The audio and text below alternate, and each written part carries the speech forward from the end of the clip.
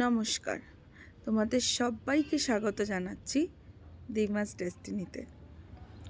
আজ হলো 3 জানুয়ারি। আজ হলো শুক্রবার।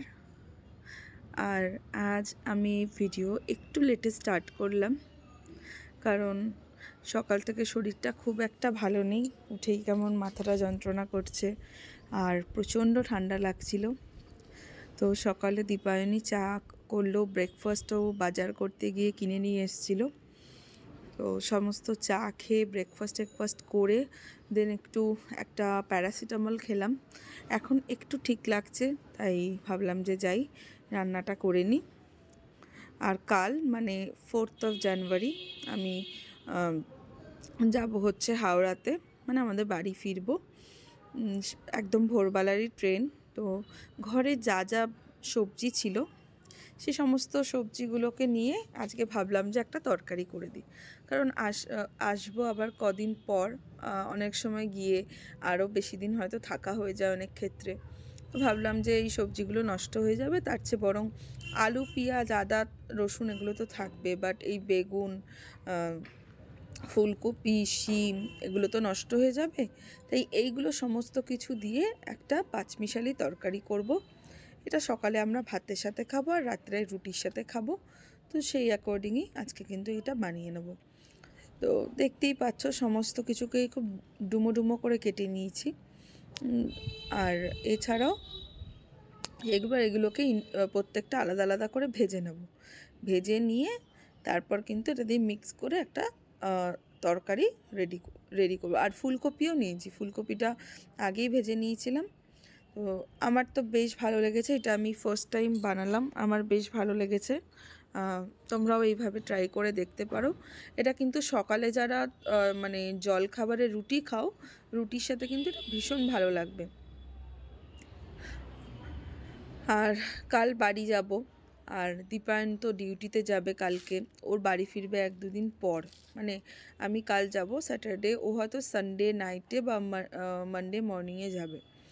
তো ভাবছি যে কিছু একটু বানিয়ে দিয়ে যাব ওকে টিফিনে, যাতে ও সেটা নিজের কাছে রেখে কিছুটা খেতে পারে।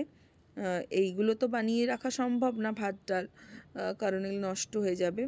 বাট ওকে এমন কিছু একটা ভাবছি বানিয়ে দেব, সেগুলো যাতে ও টিফিন বক্সে একটু বেশি করে নিয়ে যায়। আরও মণিগ্রাম গেলে না, যখন ওর ডিউটি থাকে তখন ওখানে তো ওদের রানিং রুমে খাবার দাবার সবই দেয়, লাঞ্চ ডিনার সবই দেয়। বাট ওই টিফিন করার জন্য অনেকটা দূরে যেতে হয়। তাই জন্য ওর কাছে থাকলে কি অনেক সময় শুকনো বিস্কিট, কেক এগুলো দেওয়া থাকে ওর ব্যাগে। আর আছি যখন ভাবছি কিছু একটা বানিয়ে দেবো। তো দেখি রান্না কমপ্লিট হলে, সমস্ত খাওয়া দাওয়া কমপ্লিট হলে গ্যাস ট্যাস মুছে দেন দেখব কি করা যায়। তো আর আজকে আমাদের লাঞ্চে কিন্তু এই তরকারিটার পাশাপাশি আরেকটা জিনিস হবে, সেটা হচ্ছে পাবদা মাছের ঝাল। ও সকালে যখন বাজারে গেছিলো তখন ও পাবদা মাছ কিনে নিয়ে এসছে। তো পাবদা মাছের আজকে ঝাল করব। পাবদা মাছটাও এখন আমার বেশ কি বলবো, ফেভারিট লিস্টের মধ্যেই রয়েছে। ভালোই লাগে এইভাবে যে বানাই। আর পাবদা মাছ আজকে ভেবেছিলাম ওই বড়ি দিয়ে, সবজি যেহেতু ঘরে অনেক রয়েছে সবজি দিয়ে করতাম, কিন্তু ব্যাপারটা হচ্ছে যে বড়িও নেই, আর এখানে কোথাও বড়ি সেভাবে দোকানে বলেও 2-4টে দোকান বলে পায়ও নি। তাই জন্য ভাবলাম ঠিক আছে থাক, সবজি তো করছি আলাদাভাবে, আর তার পাশাপাশি মাছটা যেরকম হয় মাছটাকে একটু ঝাল টাইপেরই বানিয়ে নেব। তো এই সমস্ত প্রিপারেশন করছি। আর ওইদিকে দীপায়ন খেলা দেখছে, ভিডিওস দেখছে। তো আমার সাথে একটু অল্প ঝগড়া হয়ে গেল যে এরকম আমি একা একা করতে আমার বিরক্ত লাগছে, তুমি একটুখানি আমার কাছে আসছো না, দাঁড়াচ্ছও না। ও বলছে আজকে একটা খুব ইম্পর্টেন্ট খেলার একটা কিছু একটা শুনছি। তো যাই হোক, আমি চলে এলাম, তারপরে মাছটা করা স্টার্ট করলাম। মাছগুলোকে ভেজে নেব, তারপরে মাছের সমস্ত কিছু মশলা রেডি রয়েছে, সব কিছু দিয়ে মাছটা করতে আর বেশিক্ষণ লাগবে না। মাছটা হয়ে গেলে আমি ঝটপট করে যাব, স্নান করে পুজো করে এসে ভাতটা বসাবো।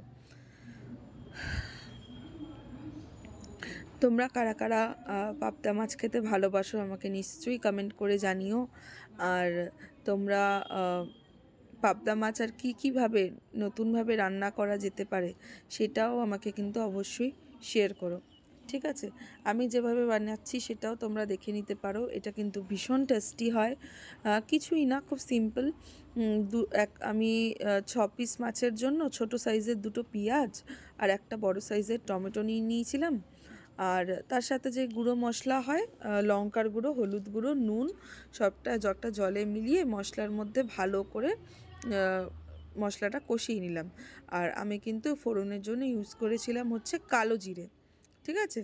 প্রথমেই তেল গরম হলে কালো জিরেটা দিয়ে তার মধ্যে পেঁয়াজ বাটাটা দিয়ে দিতে হবে। পেঁয়াজটা একটু ব্রাউন কালার চলে এলে টমেটোটা দিয়ে আর কিছুক্ষণ নাড়াচাড়া করে দেন ওই জলে ভিজিয়ে রাখা মশলাটাকে দিয়ে দিতে হবে। তারপর তেল ছেড়ে গেলে একে একে মাছগুলোকে দিয়ে একটু উল্টে পাল্টে দিতে হবে, যাতে মাছের মধ্যেও গ্রেভিটা ভালোভাবে এনহ্যান্স হতে পারে।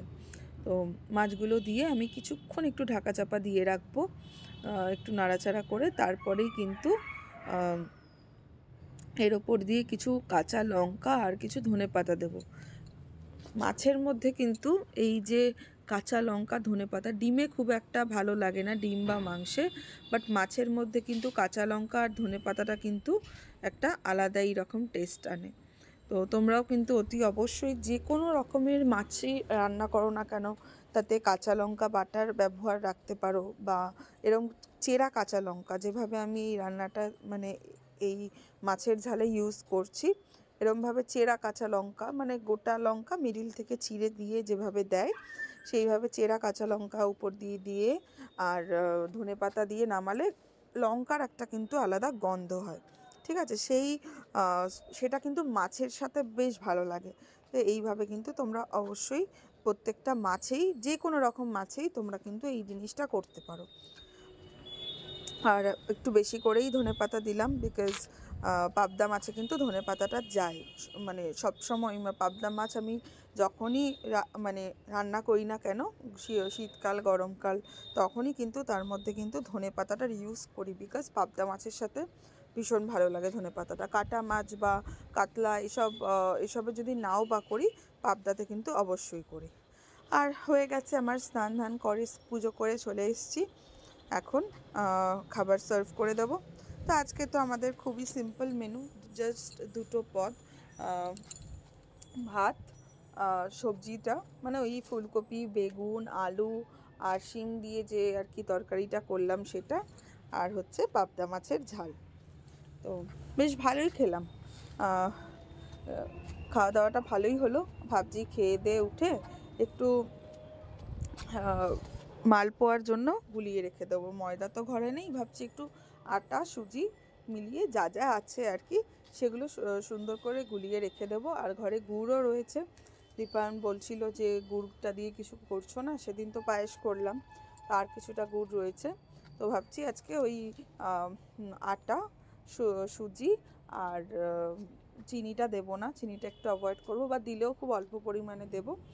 আর তার সাথে ওই যে গুড়টা রয়েছে সেটা, আর অল্প কাজু কিশমিশ রয়েছে, মৌরিটা নেই, মৌরিটা তো মালপোয়াতে ভীষণ ভালো যায়, বাট মৌরিটা যেহেতু নেই ওটা ছাড়াই করে নেব।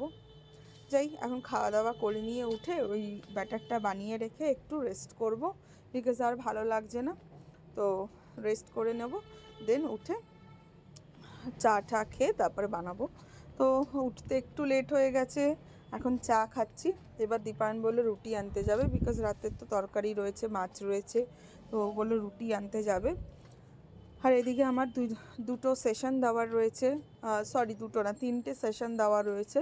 তো ওই 3জনকে সেশন আমি দিয়ে দেবো, আধ ঘন্টা করে, 1.5 ঘন্টা লাগবে। তো তারপরে রাত্রিবেলা মালপোয়াটা ভেজে তারপরে আমরা ডিনার করে শুয়ে পড়বো, সকাল সকাল ও নিয়ে বেরিয়ে যাবে। যাই হোক, আমার সমস্ত চা খাওয়া, সেশন দেওয়া সব কমপ্লিট। এখন মালপোয়াটা ভেজে নিচ্ছি, এরপরে মালপোয়া ভাজা হয়ে গেলে দীপায়ন রুটি নিয়ে চলে এসছে, রুটি আর মিষ্টি। আমরা কিন্তু রাতের ডিনার করে শুয়ে পড়বো।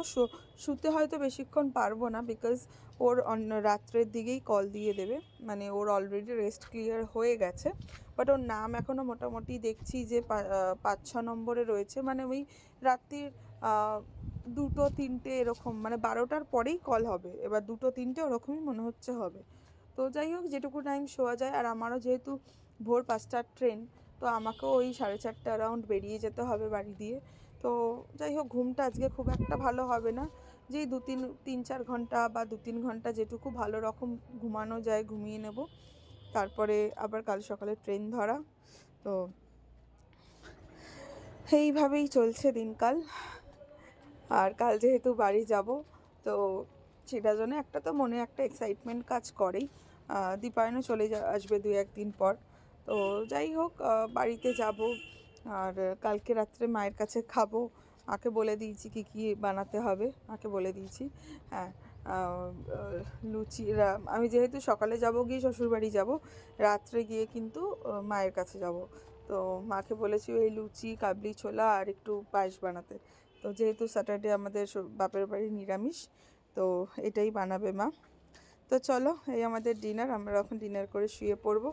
আজকের ভিডিওটা এখানেই এন্ড করছি। তোমরা সবাই কিন্তু ভীষণ ভালো থেকো, সুস্থ থেকো, আর খুব শিগগিরই দেখা হচ্ছে একটা নতুন ভিডিওর সাথে। চলো, টাটা।